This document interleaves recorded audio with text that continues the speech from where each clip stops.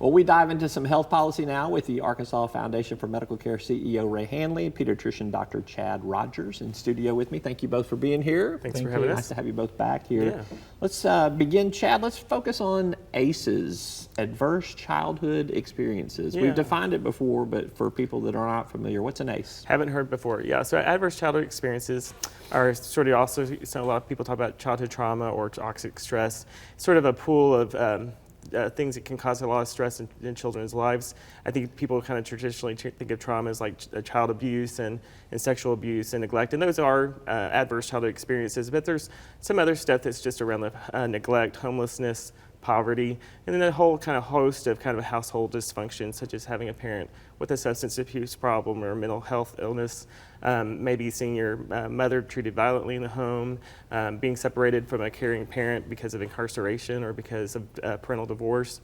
So all those things kind of add up in a child's life, and it's sort of sustained for long periods of time and can kind of have not only effects on their current health and in their mental health being, but for long-term health consequences. Yeah.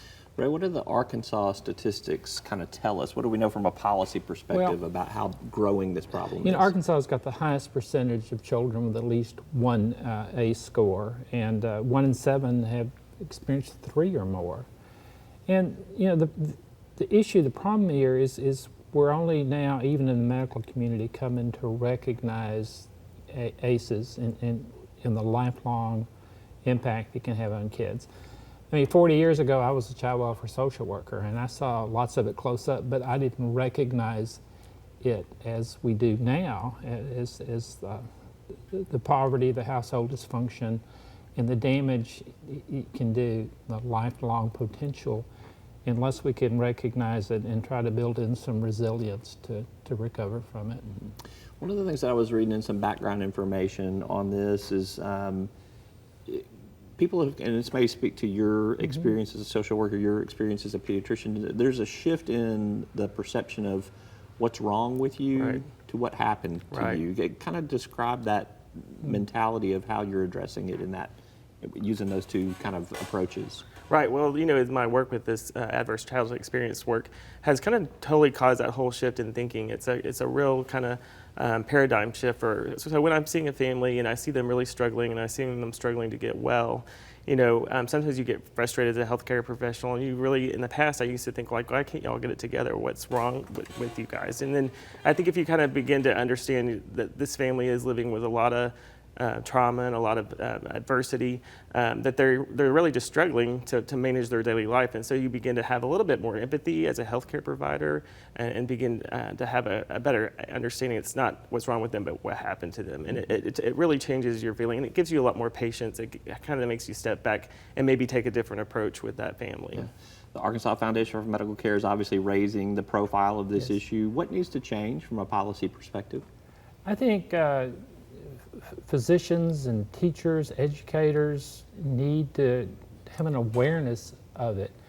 There are tools out there that can screen kids for that and quantify, the ACEs. And then once you know, the issues, then you can begin to treat it. You can begin to help these kids build in some resilience to deal with this, and so that it does not burden and impact their lives for the next 40 or 50 years. And become an even bigger issue in terms of other potential problems that the state may have to spend resources on, negative from health education impacts, to alcoholism, prison, substance abuse, prisons, failing to finish school, things that not only cost the individual greatly, but society itself. There is a summit coming up on September 26th through the 28th at Pulaski Heights Methodist Church on this. You can check out more at AFMC.org. I think this speaks to ACEs here, but I want to transition into the opioid debate here. First of all, how are you seeing opioid abuse be part of this problem of adverse childhood experiences? Right, definitely substance abuse is an adverse childhood experience that either is causing it or is the result of one. So AFMC has been doing a lot of work around opioid, and we have been looking kind of where the hot spots in the state are, where people get opioids prescribed, or where overdoses, or where naloxone, which is sort of the antidote to an overdose, is prescribed. And we have kind of created the map, and you see that northeast corner and coming down into the south, the Fort Smith area, I guess. Was that southwest? Western Yeah, Arkansas, thank you. right? I have trouble with my geography sometimes. And so at the same time, we were looking at children who have had experienced 3 or more, and we couldn't figure out exactly what was going on. But when we put those maps side by side, we saw the overlap. So it gave a very good picture of the impact that it's had on our state. It's a costly one. I think the medical community has finally woken up to the epidemic of opioid use, and I think our communities have realized the economic impact of the opioid experience. I know this is a passionate issue for you, Ray. The state of Yes. Arkansas has received about $18.5 million this week from the feds to address opioid abuse. We've seen a settlement of a lawsuit in Oklahoma that was, I think, pretty... 570 million. Yeah, but maybe the first of a lot of what we will see. I guess I'm framing this question up. We're seeing a lot of money coming in to treat this problem, this epidemic. Is money going to solve this problem?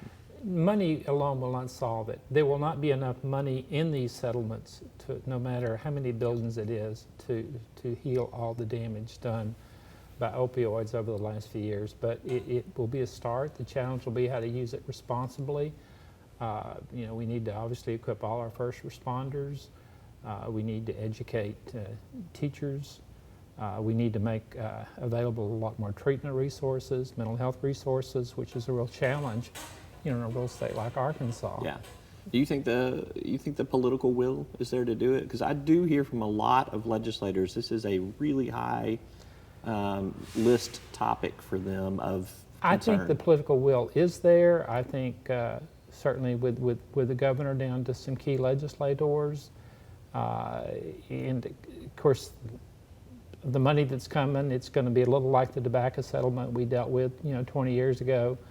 A lot of debate about how to use it, but I feel like that leadership in this state can and will do the responsible thing with this once we have the opportunities. All right, we'll keep our eye on that. I got a feeling I might be inviting you guys back to talk about this in greater detail. All right, Ray Hanley and Dr. Chad Rodgers, thank you both very much. Thank you. Appreciate Thank you for having us. We're back with more right after this.